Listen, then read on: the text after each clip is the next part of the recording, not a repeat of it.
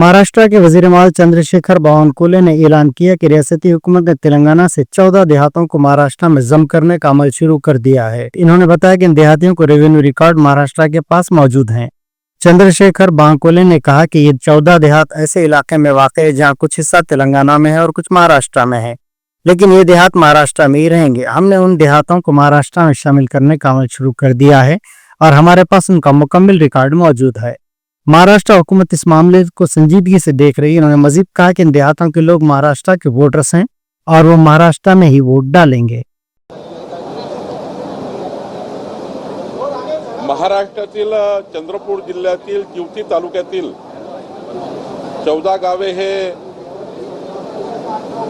तेलंगणा आणि महाराष्ट्र बाउंड्रीवर आहे आणि ही 14 गावं महाराष्ट्राच्या जमाबंदी आयुक्ताच्या रेकॉर्डप्रमाणे ही सर्व गावं महाराष्ट्राची आहेत।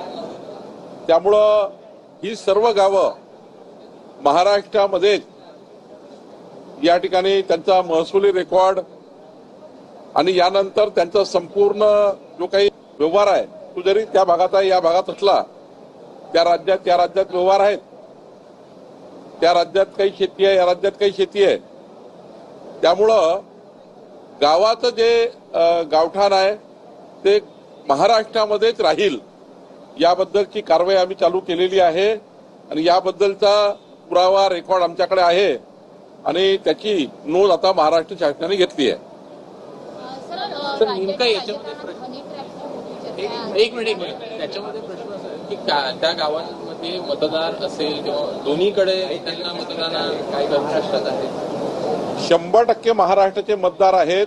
14 गावातले नागरिक आणि महाराष्ट्रातच मतदान करतील। ग्रामपंचायती, जिल्हा परिषद, पंचायत समित्या, स्थानिक स्वराज्य संस्था निवडणुकीमध्ये सुद्धा त्या ग्रामपंचायतचा त्या ठिकाणी ज्या आहेत त्या महाराष्ट्राचाच भाग राहणार आहे, त्यामुळे यामध्ये काही कन्फ्युजन नाही।